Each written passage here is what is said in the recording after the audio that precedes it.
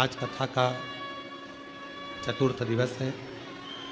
माँ आदिशक्ति, माँ पार्वती, माँ जगज्जननी जगदम्बा अम्बा, भगवान देवाधिदेव महादेव जी के साथ में भी आए। एक तारकासुर असुर का वध करने के लिए भगवान शंकर शक्ति का साथ लेते।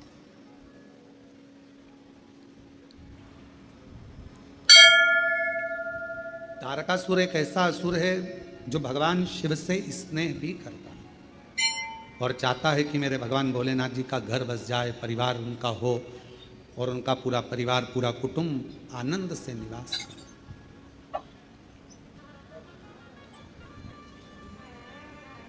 जो जगत में दूसरे के लिए अच्छा सोचता है, एक ना एक दिन परमात्मा उसके लिए अच्छा करता है। हमने एक बात पहले भी कथा में कही थी, जब भिलाई छत्तीसगढ़ में शिव महापुराण की कथा दया सिंह जी कराए तो हमने उस समय पर कहा था, अपने घर में बैठकर रोज प्रतिदिन अपने दुखड़े को मत रो किसी के साथ। कोई दूसरा व्यक्ति तुम्हारे दुखड़े सुधार सकता है क्या? तो फिर हम दूसरों को अपना दुखड़ा क्यों रोए? मेरी बहू ऐसी, मेरा बेटा ऐसा, मेरी सास ऐसी, मेरा ससुरा ऐसा, मेरी ननंद, मेरी भाभी, मेरी देवरानी, मेरी जेठानी, या कोई दुखड़ा तुम्हारा है, तुम दिन भर यदि अपने घर में रहकर अपने दुखड़ों को रोते रहोगे तो तुम्हारा दुख समाप्त होने वाला नहीं है। क्यों? भगवान प्रतिदिन अपने घर के बाहर सुख को, लक्ष्मी को, संपदा को, वैभव को, नंदी को रोज भेजते हैं। और हमारे घर में हम अगर पुराने दुखड़ों को रोज रोएंगे तो हमारा सुख हमारे घर में कभी प्रवेश नहीं करता और दुख जिंदगी भर बना ही रहता है। अपने दुखड़ों को रोना बंद करो, परमात्मा का भजन करो, अच्छा सोचो, अच्छा विचार करो। मुझे मालूम है मेरा शंकर भगवान अच्छा कर देगा, मेरा शिव जी मेरी झोली भर देगा, मेरा भोले बाबा मेरे पर करुणा करेगा, मेरा शंकर भगवान मुझ पर दया करेगा। अच्छा सोचिए, दुख तो आ गया, तकलीफ मिटे। षडानंद कार्तिकेय बाबा के प्रागट्य का कारण केवल इतना था, थोड़ा प्रेशर बढ़ाओ भाई, बाकी का तो ठीक है। प्रागट्य का कारण केवल इतना था कि शिव जी का परिवार बस गया, भगवान शंकर का पूरा परिवार बसे। और शिव जी ने क्या वचन दिया है? आदि शक्ति दुर्गा भवानी को भगवान शंकर वचन देते हैं, पार्वती तूने मेरी आराधना करी है और मुझे पाया है। जो मनुष्य मेरे शिवालय में जाकर, मेरे मंदिर में जाकर एक लोटा जल चढ़ाता रहेगा, मैं उसके परिवार का सदस्य बन जाऊंगा और उसके दुखड़े मेरे होंगे और मैं उस दुखड़ों को मिटाता रहूंगा। आप घर में रहकर दूसरों की निंदा मत करो। आप घर में रहकर कोई आपके पास में आकर कहे उसने ऐसा कर दिया, अरे भैया हमारे घर में निंदा विंदा मत करो, हमें निंदा सुनना नहीं, तुम अपने घर जाओ, वहां निंदा करो। दुख है, माना बेटे की शादी नहीं हो रही, माना बेटी की शादी नहीं हो रही, माना बच्चे नहीं हो रहे, माना ये दुखड़ा है वो हम किसके सामने रोए? कभी कोई आया तो उसके सामने कहने लगे भगवान कोई बताओ, कुछ लड़का बताओ, लड़की बताओ, कोई कारण बताओ। ये हम सबको दुखड़े कर रहे हैं। और शिवपुराण कह रही है कि वो दुखड़े हम बार बार अपने घर में अगर रोते रहेंगे तो हमारे घर में कभी सुख नहीं आएगा, सुख बाहर से ही चला जाए। बाहर से सुख को घर के अंदर लाना है तो दुखड़ों को रोना बंद करो। कोई पूछे तुम कैसे हो? बहुत बढ़िया। सियोर वाला वो कुबरेश्वर बाबा है ना, उन्होंने मेरा हाथ पकड़ लिया, अब दुखड़ा मिट रहा है मेरा, अब दुखड़ा। क्यों? पहले तुम्हारे पांव दुखते, अब तो बाबा की कृपा से मैं बहुत ठीक हो गई हूँ, थोड़ा थोड़ा चल भी रही हूँ। मतलब तुमने दुखड़ा रोना बंद कर दिया तो सुख भगवान करने लगा। अब ये मेरा गुणगान कर रही है, अब मुझे जाना पड़ेगा। अब ये सबसे कह रही है कि मेरा पांव ठीक कर दिया तो अब मुझे ठीक करना पड़ेगा, नहीं तो लोग हंसेंगे, इस पर नहीं मुझ पर ताना कसेंगे, इसलिए दुखड़ा मुझे ठीक करना ही पड़ेगा। अच्छा सोच, अच्छा। हम दुखड़ों से रोना बंद करेगा।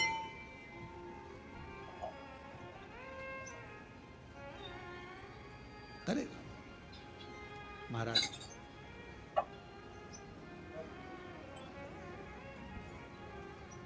और जिस दिन अच्छी सोच, अच्छा विचार, अच्छी बुद्धि, अच्छा चित्त, अच्छा मन तुम्हारा भीतर से होने लगेगा तो शिव भी तुम्हारे लिए अच्छा करना प्रारंभ कर देगा। अच्छा, मानव का शरीर कब काम का है? जब वो शिव जी की साधना करे।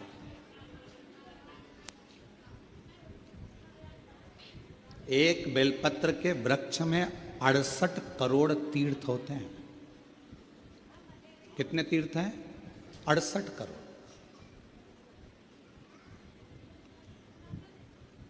एक बेलपत्र के वृक्ष के अंदर 68 करोड़ तीर्थ होते हैं। और जब हम एक बेलपत्र तोड़कर शिवजी के मंदिर में लेकर जाते हैं, शंकर भगवान को जब हम बेलपत्र समर्पित करते हैं, और जब बेलपत्र समर्पित करने के बाद एक बेलपत्र हम अपने लिए औषधि के रूप में लेकर आते हैं, तो लोग पूछते हैं कि शिवजी पे चढ़ा बेलपत्र क्यों खाना चाहिए? एक वृक्ष बेलपत्र का जिसमें 68 करोड़ तीर्थ है।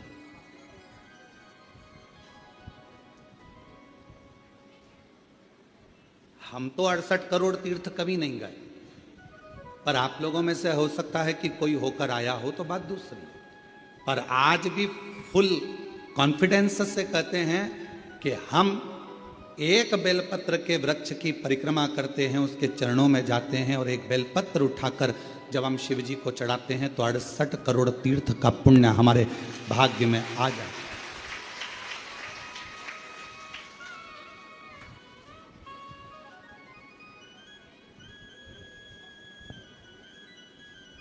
और इतने पवित्र तीर्थ, हजारों हजारों नदियां, हजारों हजारों कुंड, हजारों हजारों बावड़ियां, सरोवर, तालाब भारत की भूमि पर विराजमान है। कुछ तीर्थ भारत की भूमि के बाहर भी, जैसे पशुपतिनाथ नेपाल में, मां हिंगलाज माता पाकिस्तान में, ऐसे कई तीर्थ बाहर भी हैं। अब 68 करोड़ तीर्थ हम कभी नहीं गए, पर हमने हमारी जिंदगी में एक नियम हमेशा बनाकर रखा कि कार्तिक के महीने में बेलपत्र के वृक्ष की परिक्रमा और बेलपत्र के वृक्ष के नीचे एक घी का दीप जलाने का नियम बनाया। तो ये हमें विश्वास है कि हमारे 68 करोड़ तीर्थ पूरे हो।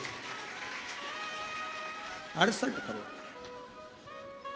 अब लोग कहते हैं गुरुजी एक बेलपत्र हम शिवजी को चढ़ी हुई उठाकर लाते हैं, बाबा से औषधि के रूप में लेकर आते हैं, तो ये बेलपत्र है तो पेड़ की, वृक्ष की, ये इतनी अमृत कैसे हो जाती है कि लोगों की बीमारियां ठीक हो जाती हैं, तकलीफें ठीक हो जाती हैं, शुगर लेवल में हो जाती है, बीपी, थायराइड सब ठीक हो जाता है, सोराइसिस जैसी बीमारियां ठीक हो जाती है, किडनी लीवर जैसा ठीक हो जाता है। एक बेलपत्र इतना औषधि का कार्य कैसे कर जाता है? तो शिव महापुराण में वर्णन किया, उमा संहिता के अंतर्गत 68 करोड़ तीर्थ एक बेलपत्र के वृक्ष में है।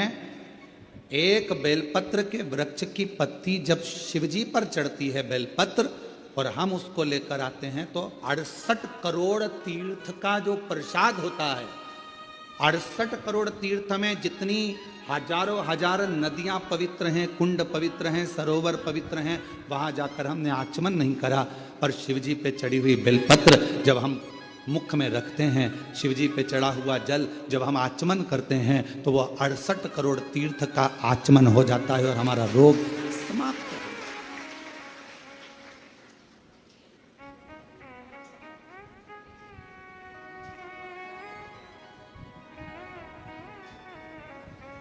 68 करोड़ तीर्थ।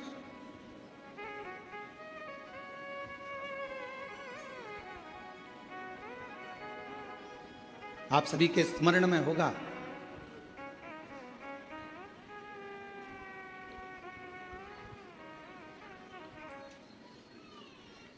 एक माता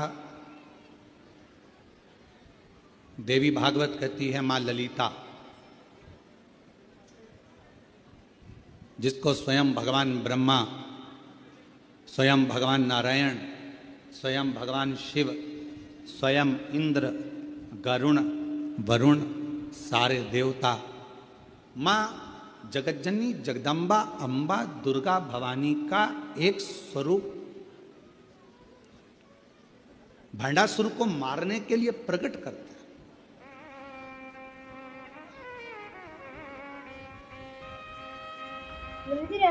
और काय से प्रकट किया?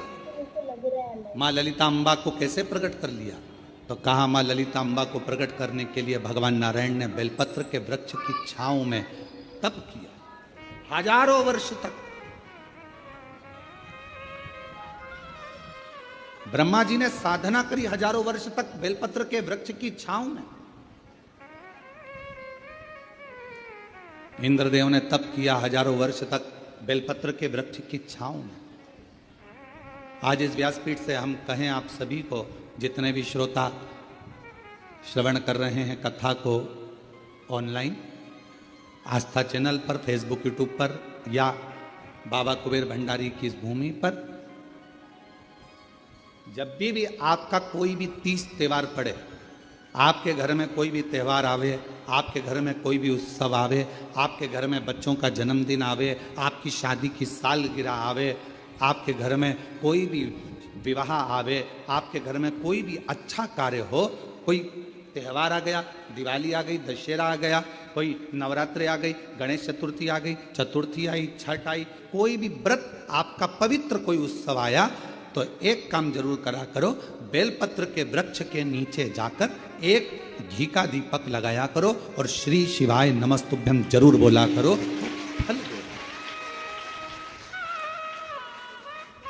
एक घृत का दीप बेलपत्र के वृक्ष के नीचे अगर आप एक क्षण के लिए भी बैठे हो तो वो फल देगा।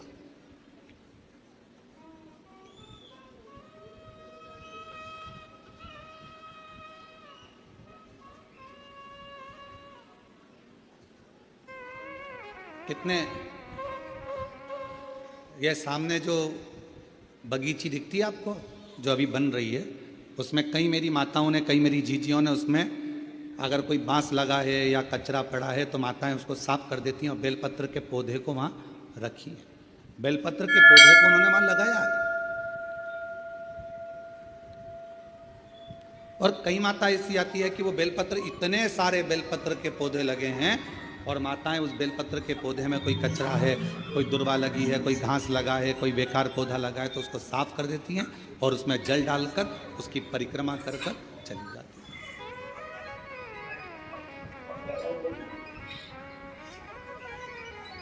कई माताओं की आदत है, पीछे जो बेलपत्र की बगीची है वहां जाकर परिक्रमा कर लेती। एक बेलपत्र के वृक्ष के अंदर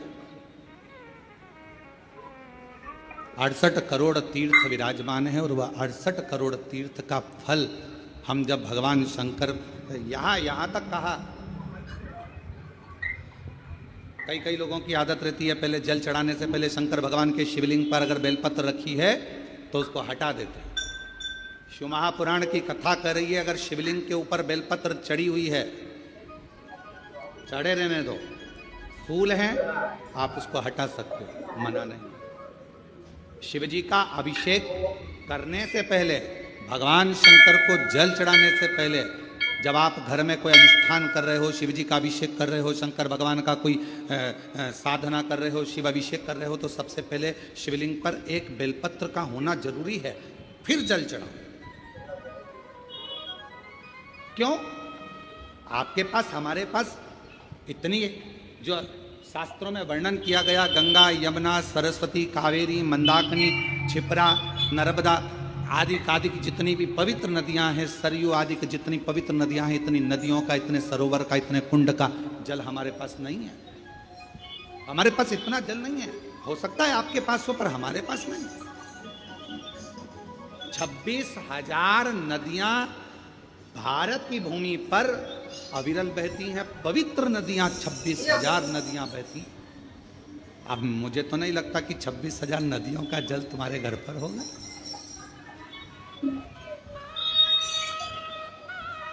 और हो तो हमारी तरफ से आपको दंडवत प्रणाम, नमन। पर हम एक बात बिल्कुल छाती ठोक कर कह सकते हैं कि वो 26,000 नदियों का जल हमारे घर में है। कैसे? हम शिव जी पर एक बेलपत्र चढ़ाकर जल चढ़ाते हैं और वो जल लेकर आते हैं तो वो जल 26,000 नदियों के जल के बराबर हो जाता है।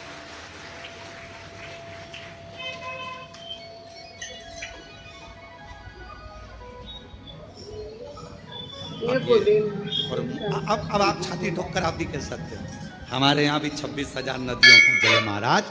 ओ सियोर वाले महाराज, तुम्हें क्या मालूम है, हमारे यहाँ भी 26,000 नदियों का जल आता है। शिव जी पे बेलपत्र चढ़ी रहती है, हम जल चढ़ाते हैं, वो पानी जब हम थोड़ा सा झेल कर लाते हैं, आचमन करते हैं, घर पर छींटते हैं, वो 26,000 नदियों का जल हमारे को पवित्र कर देता है। पवित्र।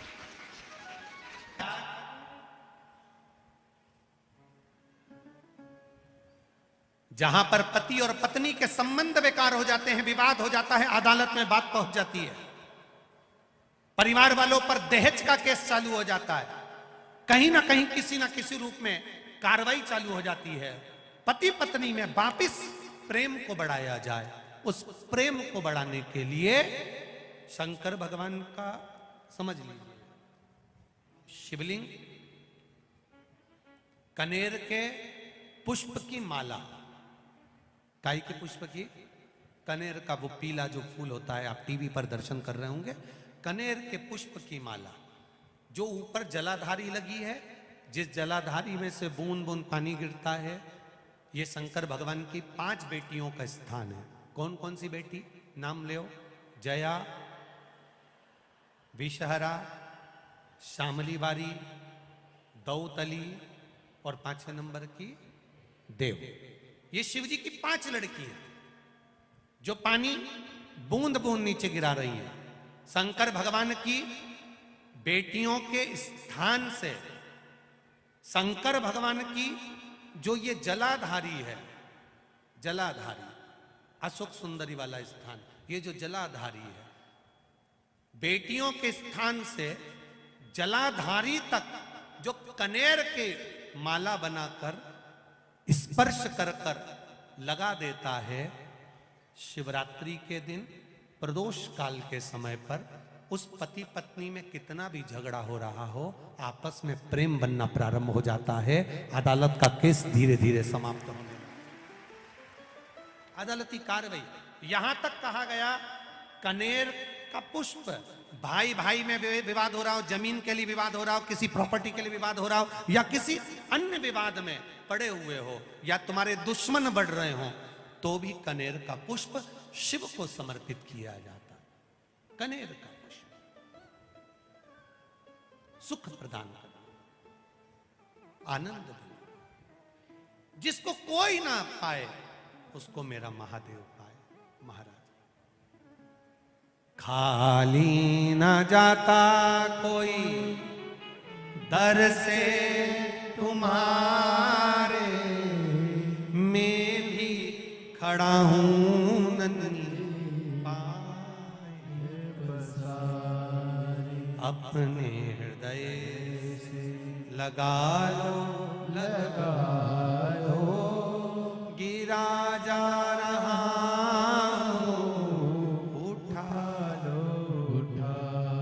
शिव कथा कर। कल कोई माता जी ने पत्र लिखा था, उसमें लिखा था गुरुजी हमारे पत्र नहीं पढ़ते। पत्र बहुत सारे रहते हैं, हम प्रयास करेंगे कल की कथा में आपके पत्रों को भी लिया जाए। नए पत्र आएंगे, उसके साथ आपके पत्र भी कल की कथा में हम लेंगे, प्रयास करेंगे। भगवान शिव की कथा करें। दूसरे नंबर का पुष्प, पहला कौन सा है बोलते जाओ? पारिजात।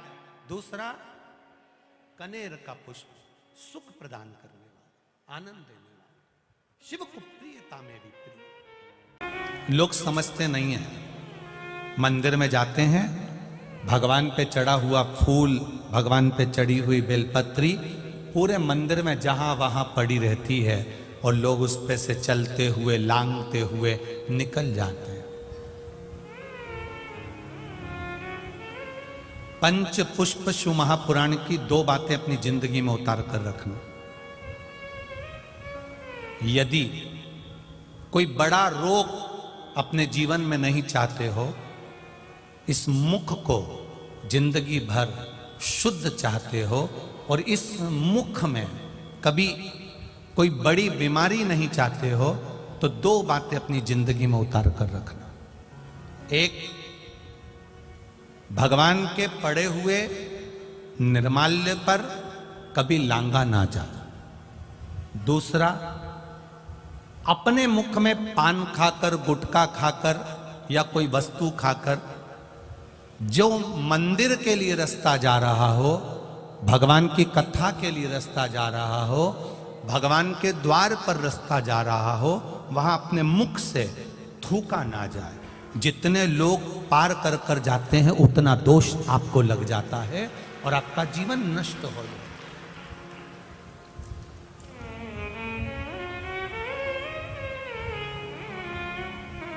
बीच पथ पर, जिस मार्ग से भगवान शंकर का शिवालय जा रहे हो, जिस मार्ग से भगवान के मंदिर जा रहे हो, जिस मार्ग से अगर कोई नारी, कोई पुरुष, कोई बच्चा, कोई बूढ़ा, कोई व्यक्ति एक लोटा जल लेकर भी अगर भगवान के मंदिर जा रहा है, उस मार्ग पर, बीच मार्ग पर अगर कोई थूकता है और उस थूक को जितनी बार लोग लांग कर मंदिर के द्वार तक जाते हैं, उतना उतना रोग इस शरीर के अंदर बढ़ता चले जाता है। इसलिए हमारे यहाँ पहले के समय में, आज के लोगों को तो स्मरण है कि नहीं है, पहले तो थूकने के लिए भी एक पीकदान होता था जिसमें थूका जाता था। आज के जमाने में तो आदमी पूरी पृथ्वी को पीकदान बना कर रखा है, जहां मर्जी पड़ती है वहां थूक देता है। ये श्रेष्ठता नहीं है हमारे। ये वसुंधरा, ये पृथ्वी, ये वसुंधरा, ये भूमि माता, ये पृथ्वी माता, जिसकी गोद में हम पाल पोस कर बड़े हुए हैं, जिसका दिया हुआ अन्न हम पा रहे हैं, जिसके आनंदमय आशीर्वाद से हम अपनी जिंदगी जी रहे हैं, इस पृथ्वी को भी नमन करना चाहिए। नमन, प्रणाम करना चाहिए। हम हमेशा कहते आए हैं, आज फिर कहते हैं, जिसकी बंजर भूमि पड़ी हो, जिसमें अनाज भी नहीं होता हो, बहुत मेहनत कर ली है, उस भूमि में कुछ नहीं होता, लोगों ने कह दिया इस भूमि में कुछ नहीं होता, ये जमीन बेकार है, ये जमीन बेकार है, ये जमीन बेकार है। आपसे निवेदन करना चाहेंगे, किसी मंदिर का निर्माल्य जो शिव जी पर चढ़ा हो, इकट्ठा हो गया हो, उस मंदिर के निर्माल्य को एकाग्रित कर लो, डलिया में भर लो और पूरे पूरे भूमि पर उस निर्माल्य का खाद बनाकर, उस पूरी जमीन पर आप उस निर्माल्य के खाद को थोड़ी थोड़ी दूर पर इतना इतना खड्डा खोद कर बाबा के उस निर्माल्य को डालना प्रारंभ करिए। क्यों?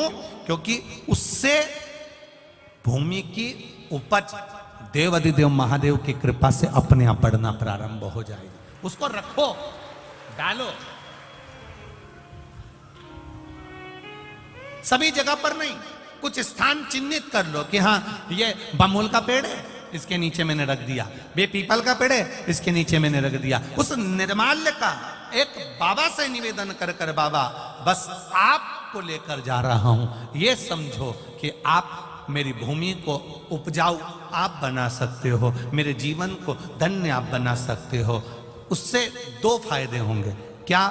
एक, निर्माल्य जो इकट्ठा होता है, लोग उसको ले जाकर नदी में डाल देते हैं, नदी में डाल देने से नदी दूषित हो जाती है, नदी में प्रदूषण हो जाता है। तो वो निर्माल्य जब आप जमीन में ले जाकर गाड़ोगे, डालोगे, तो नदी भी शुद्ध होगी और भूमि में भी उसकी खाद बनकर उस भूमि पर भी उसका शुद्धता का भाव जागृत होगा। अब करो उससे, आप कहो,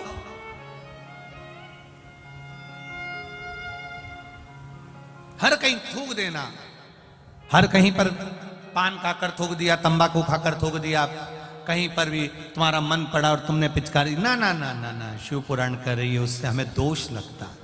उस दोष का वर्णन कई लोग कहते हैं, ये तो कुछ खाता ही नहीं था, ये तो बहुत अच्छा व्यक्ति था, इसको ऐसी बीमारी हो गई, इसको ऐसा रोग हो गया। कहां से हो गया? कारण क्या है? ये रोग आया कहां से? हो सकता है इसकी आदत में था, घर से निकलता था, कहीं देवालय शिवालय पड़ता था, ध्यान नहीं दे पाता था, थूक दिया, उस पे से निकल कर लोग जाते रहे, मंदिर पहुंचते रहे, उसका दोष जिंदगी में आ जाता है, वो दोष है। पहले के समय में गांव के लोग तो आज भी जानते होंगे कि पहले पीक दान चलता था, आप लोगों के स्मरण में होगा, कभी कभी आप लोगों ने देखा भी होगा, छोटा सा रहता था, उसमें लोग थूक देते थे, उसमें लोग कुल्ला कर देते थे, पर यहाँ वहाँ लोग नहीं थूकते थे, पर चला, अब लोगों ने वो चालू कर। दो चीजें स्मरण में रहे। श्री शिवाय नमस्तुभ्यम, हर हर महादेव। पूज्य गुरुजी ने इस वीडियो में 22 मार्च चैत्र नवरात्रि चतुर्थी तिथि के विशेष उपाय कथा बताए हैं। वीडियो को अच्छे से देखकर समझकर उन उपायों को भगवान भोलेनाथ के समक्ष आपको करने हैं। वीडियो अच्छी लगे तो like share and subscribe, comment में श्री शिवाय नमस्तुभ्यम हर हर महादेव अवश्य लिख देना। जाते जाते चैनल को सब्सक्राइब अवश्य कर देना। जय श्री राम, हर हर महादेव, जय श्री महाकाल, जय माता दी।